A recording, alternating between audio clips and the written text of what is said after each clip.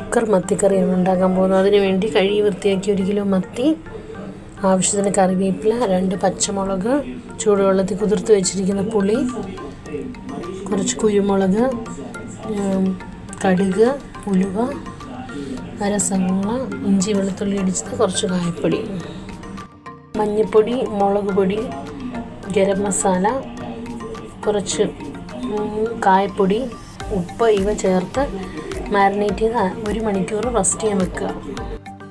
നന്നായി മാരിനേറ്റ് ചെയ്ത് മസാലകൾ മാരിനേറ്റ് ചെയ്ത് 1 മണിക്കൂർ റെസ്റ്റ് ചെയ്യാൻ വെക്കുക.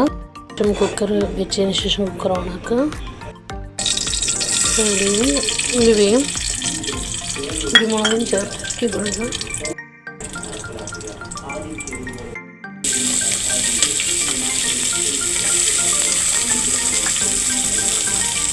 ഇഞ്ചി വെച്ച്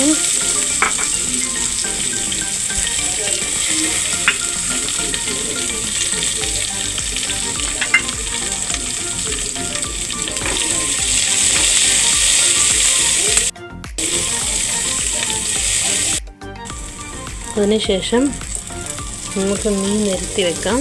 മീൻ കഷ്ണങ്ങൾ നിരത്തി വെക്കാം.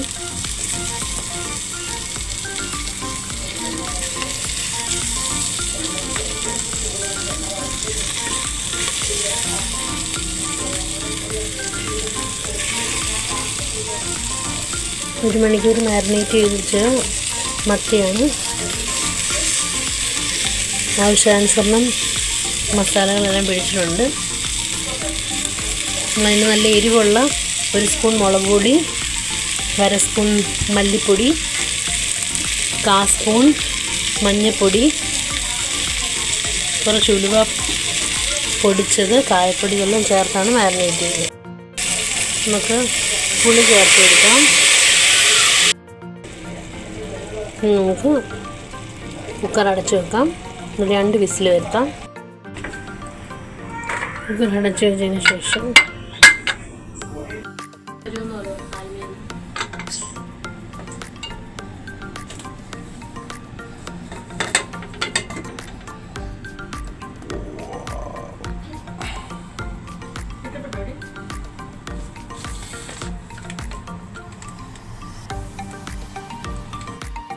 നാട്ടിൽ നിന്ന് കൊണ്ടുവന്ന കപ്പയാണ്. നമ്മളിനി കപ്പ പുഴുങ്ങാൻ പോവാണ്.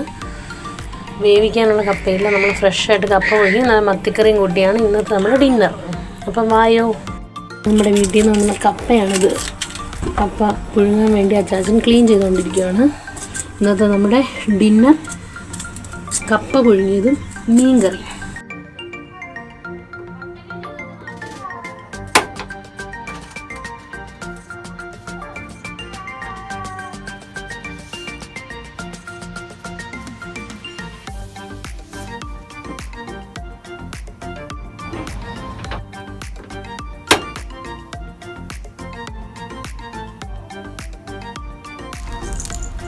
കപ്പ തിളച്ചിട്ടുണ്ട്. ഇപ്പോൾ ആവശ്യത്തിന് വേവായിട്ടുണ്ട്. നമുക്കത് ഊറ്റി വേറൊരു പാത്രത്തിലേക്ക് മാറ്റി വെക്കാം.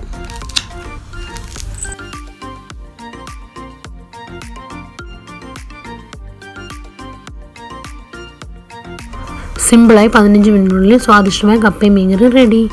Thank you.